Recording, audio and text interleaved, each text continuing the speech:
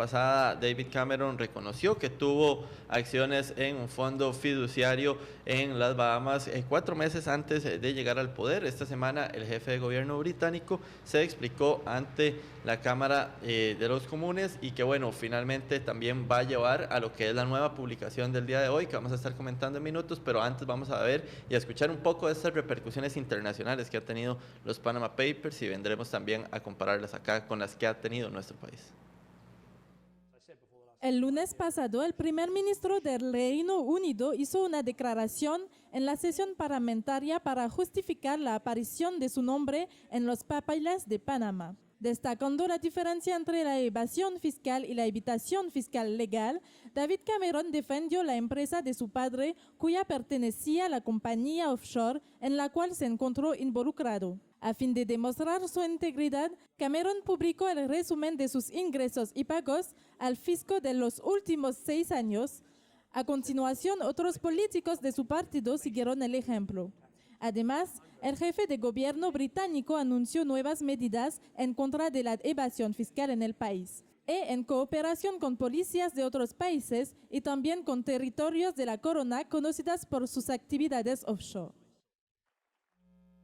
Vuelo internacional, David Cameron dando respuestas a lo que fue el cuestionamiento en torno a él y siguen en el mundo, por supuesto. Las repercusiones. Está aquí con nosotros Javier Córdoba del semanario Universidad.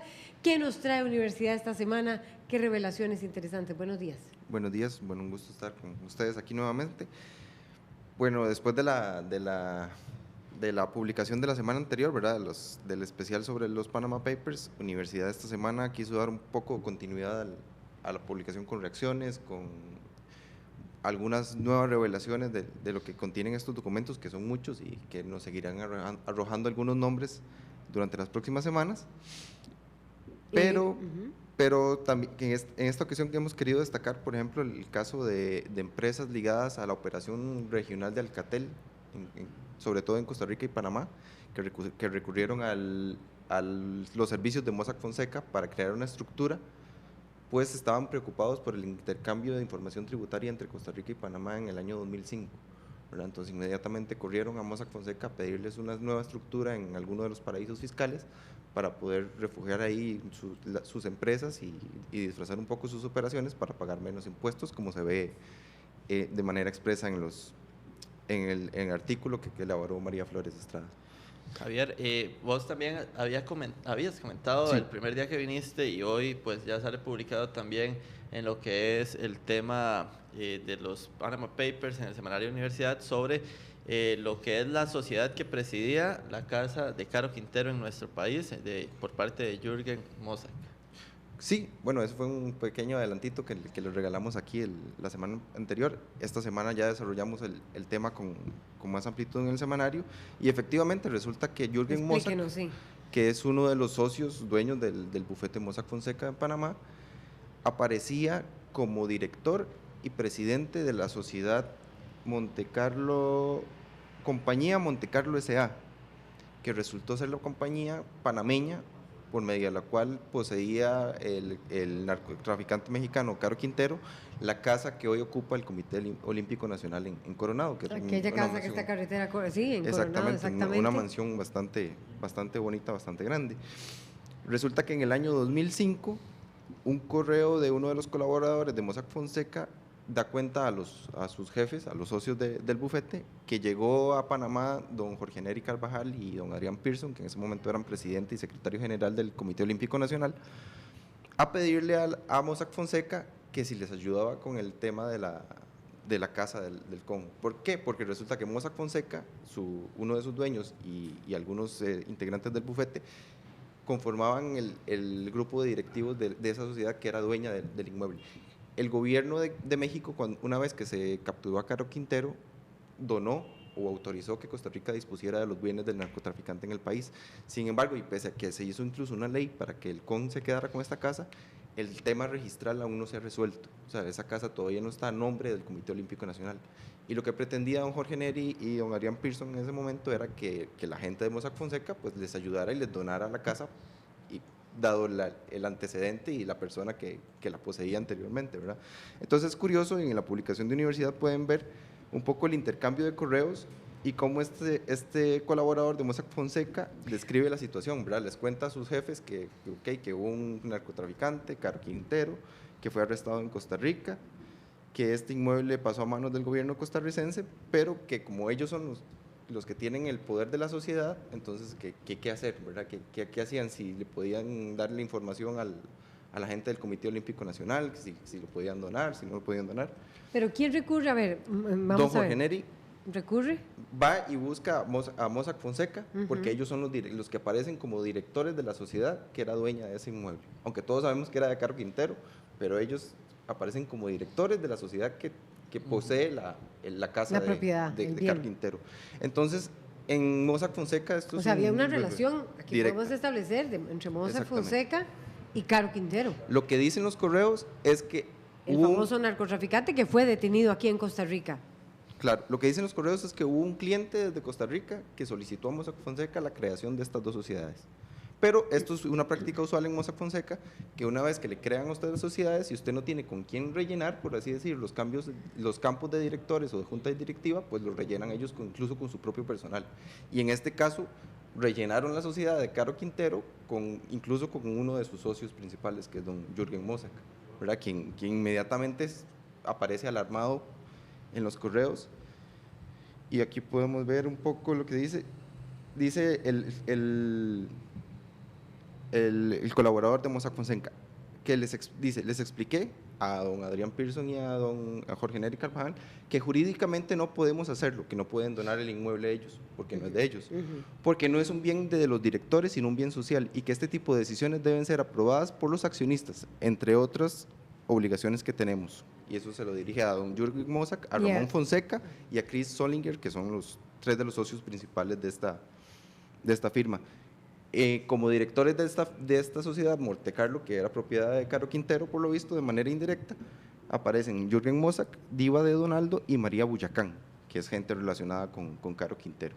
O sea, lo que quieres decir es que este bufete que ha sido utilizado, bueno, ya sea para diferentes fines y objetivos, el bufete Mossack Fonseca ha sido utilizado por reconocidos narcotraficantes. Así es.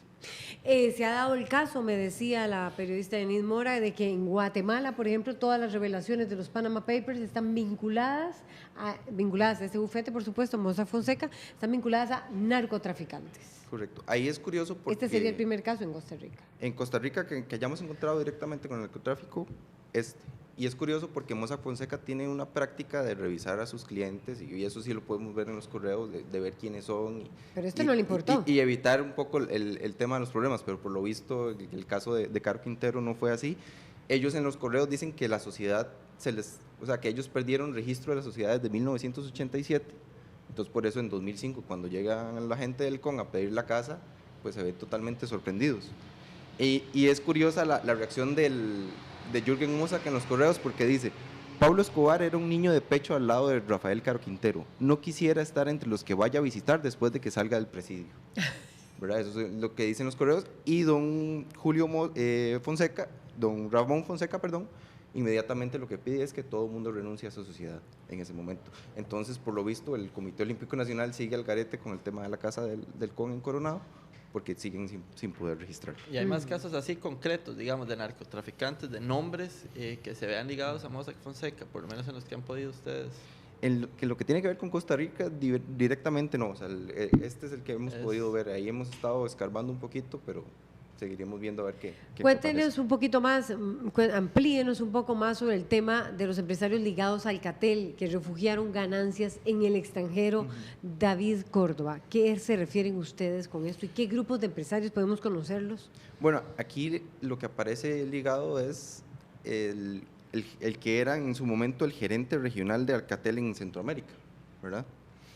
Esta persona se llama de apellido Soriano, Manuel Soriano, que en 2005 también recurren a Mossack Fonseca porque ellos tienen, aparte de ser empleados de Alcatel, tienen empresas por medio de las cuales le ofrecen a Alcatel algunos servicios.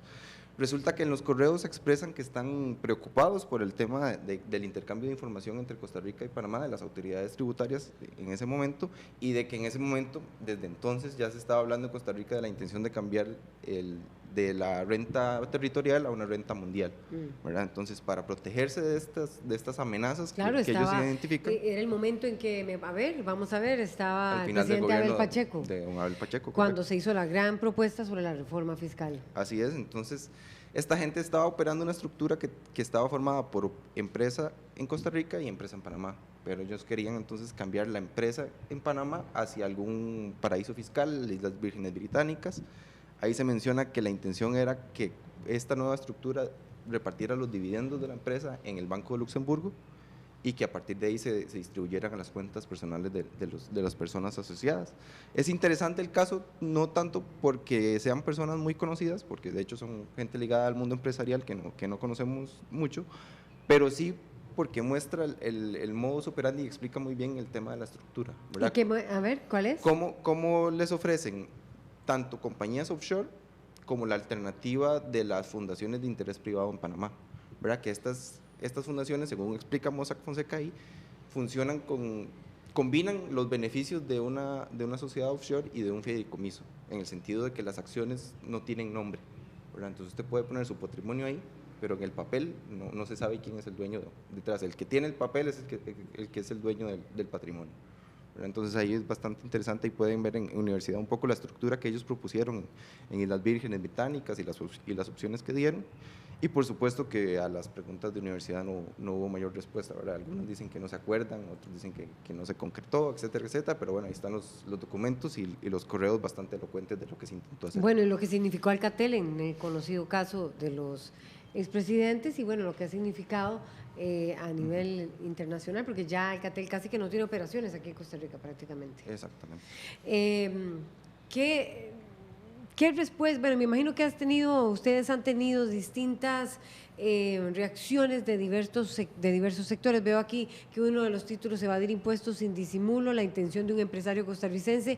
¿Qué tratan allí en este Ese artículo? Ese no lo hizo universidad, nos lo prestó el colega Ronnie Rojas de Univisión, ¿verdad? Que ahora es el costarricense Ronnie Rojas, que está trabajando ya en Univisión en Miami, y este tiene que ver con el empresario costarricense don Alfredo Bolio Escalante, que también fue directivo del Banco Nacional, padre de don Alfredo Bolio Pérez, ¿verdad? Que lo recordamos por su participación en el gobierno de Oscar Arias como ministro de la Producción y tuvo papel importante en el movimiento del CILTLC, etcétera, etcétera.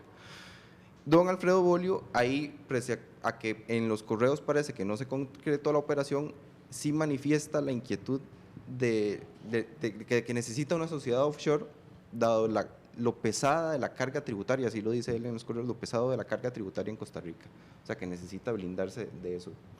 Al final, ahí pueden ver un poco el detalle de los intercambios de correos y las opciones que Mossack Fonseca le brinda a don Alfredo para refugiar un poco su patrimonio. Parece que al final no hizo la sociedad, o no la hizo al menos con Mossack Fonseca, porque Mossack Fonseca en 2013 todavía le envía un correo y le dice que bueno, que estamos a su servicio, que qué pasó, ¿verdad? Pero un poco ahí nuevamente es para evidenciar la intención de estos empresarios, o la inquietud de estos empresarios de refugiar sus patrimonios en otros lugares. Javier, me preguntan acá a través de redes y que si puedo hacerle llegar a usted la consulta, que si el huracán de los Panama Papers en Costa Rica fue solo un soplo. También lo vemos en comparación con lo que ha ocurrido en otros medios, ahora lo vimos con David Cameron y demás. ¿Es idea o está arrastrando y dañando al semanario este tema? Bueno, en el semanario la verdad es que la publicación de los casos, sobre todo de la edición anterior, y en estos también los desarrollamos con mucho cuidado. Universidad trató de mostrarle a la gente lo que encontramos en los Panama Papers sin calificar, sin decir que esto es delito o esto no es delito, porque como les decía la vez anterior, no nos corresponde a nosotros decir que es un delito, que no, ¿verdad? Ya de hecho en esta edición pueden ver la reacción del Ministerio de Hacienda también, en cuanto a que ellos van a investigar cada caso. Sí. Pero no, el semanario está muy fortalecido. En realidad trabajamos con total autonomía y hemos visto siempre cuando ocurre este tipo de publicaciones, lo que se ataca es al mensajero y no al mensaje, ¿verdad? Y trata de desviarse un poco la atención hacia la forma en que se obtuvo la información, a que si la tratamos bien o la tratamos mal. Pero bueno, en la publicación yo creo que es bastante elocuente y en realidad seguiremos trabajando porque hay bastante más que buscar en esos Panama Papers. Bueno, en este caso de Alfredo Bolio sí hay una expresa, el propósito de esta sociedad dice: es de que ingresen a ella montos por comisiones de negocios, varios de compra y venta de productos tales como carne, leche, azúcar, y se muestra, dice, explícitamente, ¿verdad? Deseamos tener una protección fiscal, ya que en Costa Rica las cargas tributarias son muy pesadas. Eso dice el empresario que en este momento tiene 80 años de edad y que es el padre de quien fue, de Alfredo Bolio Pérez, exministro de Agricultura de la administración Arias Sánchez, quien presidía la directiva del Banco Nacional en el país.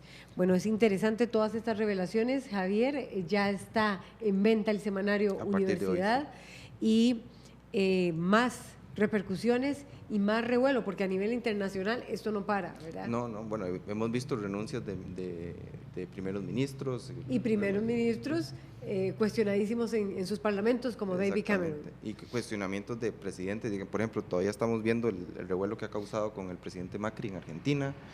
¿Y Panamá? A ver, Panamá ya va a investigar.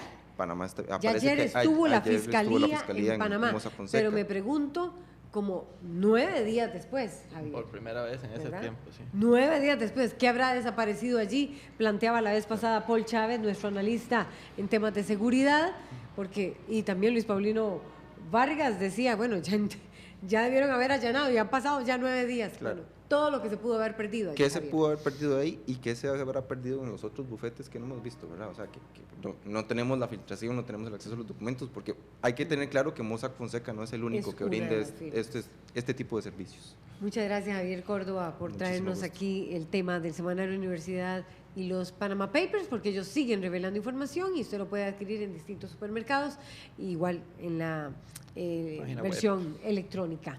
Vamos a una pausa nosotros. Así